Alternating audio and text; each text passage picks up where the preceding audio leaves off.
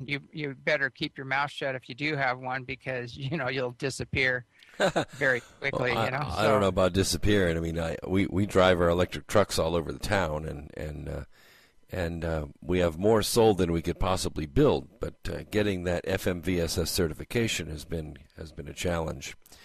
yeah. Not from a process point of view, just from a funding point of view. It's difficult I to. wonder if there's any way you could bypass that, like have people sign a waiver or something like that saying, because basically the program is always to protect the people, but if the people waive that and just say, hey, look, I don't want your protection, I want the vehicle.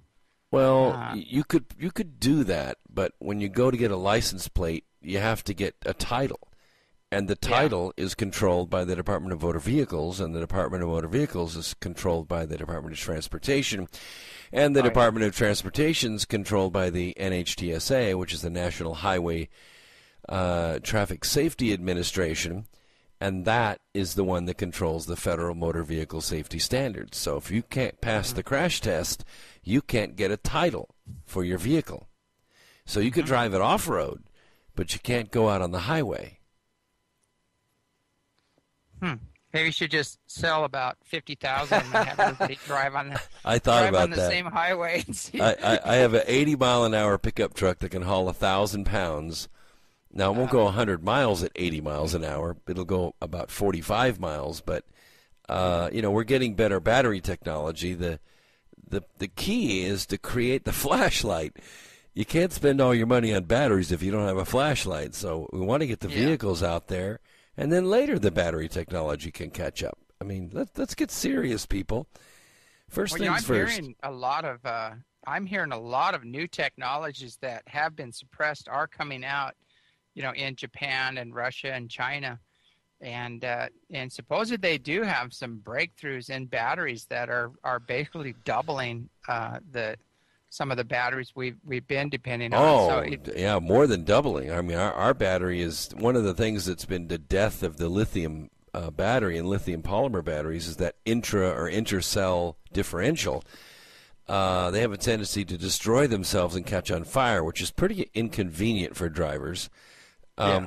So Dow is, of course, one of the largest chemical companies in the world, but Dow Cocam has come up with a new battery that's all one fiber. It's just folded up, so all the intercell differentials go away, and the weight goes away. We dropped from about 1,116 pounds to about 450 pounds for our battery pack. That's nice.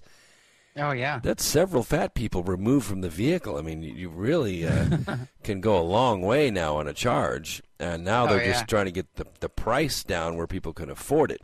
Nobody wants to... Well, did you hear about that? I think I sent you the link. I don't know if I did, but there's a guy that GM actually took his patent and just put it on the shelf and killed it. But he created a liquid battery that would have doubled the range of the electric car and made it feasible. Oh, I'm sure it's out there. There's about four main technologies. There's nickel zinc, there's nickel metal hydride, there's lithium, and then there's some advanced lead gel batteries which are doing really well.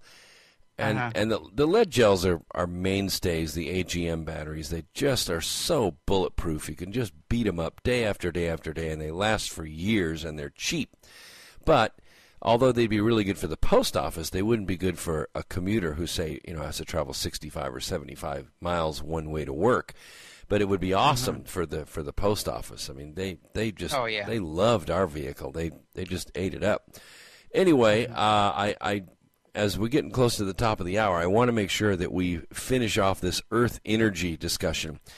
Because one of the things that's unique about Trout Lake, when you fly into this area, if you'll fly in from Seattle or fly into Portland, you'll notice that there are 4 large mountains in the area, and you can almost see all 4 from the air when you come in. If it's a real clear day, you can see them. And one of the things that's very stunning is it almost looks like synaptic connections to the earth. I mean, very strong, very energetic rivers with constant flow of wind going up and down these rivers, creating tremendous amounts of static electricity. These mountains are very old and very powerful, and they kind of operate like chakra connections to the earth. I mean, am I far off here, James? No, you're right on, actually. I mean, I've been to the Himalayas. I flew over K2, and I flew around Everest, and I got some fantastic footage. By the way, no cabin doors in Nepal. So when you're invited up to the cabin to straddle the nose wheel and film out the front window, you'll get the most stunning footage, because the front windows of those old JP-31s are changed out, but the side windows are all scratched up from 37,000 hours of flying. But I really got some amazing photographs of the Himalayas. So they say the Himalayas are the root chakra of the earth, but that means there's got to be a heart chakra to the earth. And I think that's the upper northwest. Well, I do too. There's definitely, a lot of people say Hawaii is the heart chakra, and I don't know exactly which chakra this is, but it's definitely a power spot, and it's kind of an acupuncture point. And I know energies come in here intensely, and a lot of people have a hard time with these energies. In about 3 days, all your stuff comes up here. And some people have a hard time with it, and shift into blame and projection and make everything evil, rather than looking within and realizing that it just might be within themselves that they might have brought it. But it's a very powerful energy here. But you can use it on the flip side. You can use this energy for healing, and people just blast through their old wounds and traumas and old pains, and we've had spontaneous healings here happen quite a bit, and it's an amazing place if you come here consciously and, with pure intent and open mind and loving heart, you'll have an amazing experience. But if you bring, a lot of darkness with you and fear and victim patterns and things like that, and you're not ready to heal them, you really shouldn't come here.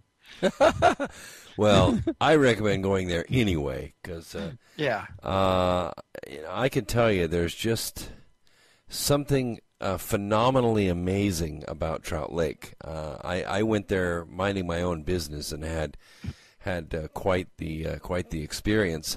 And those people that know me, and I've got kids and wife and all that stuff, and they'll tell you, look, he was one guy when he went up there, and he was another guy when he came back, and that was 3 years ago. And I haven't changed back to my old ways. So I think there's really something to it.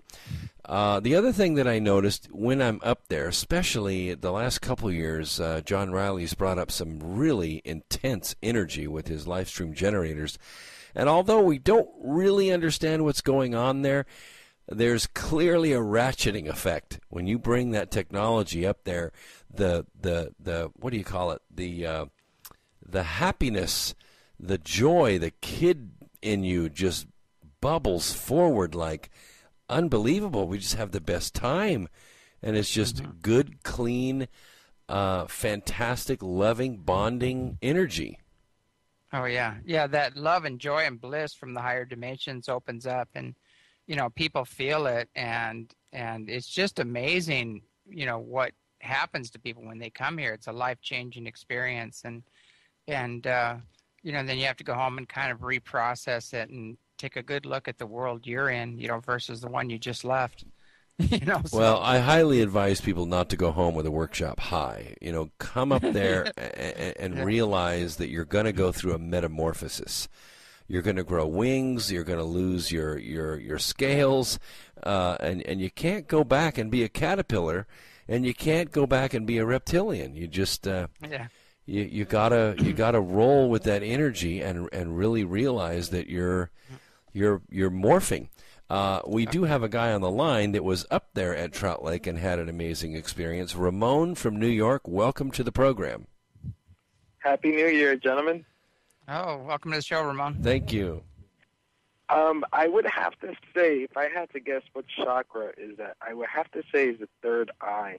And the reason why I say that is because at James Gilliland's place, there is no veils. There's no such thing as veils. You see things that were supposedly legend, or not true, or only crazy people saw them.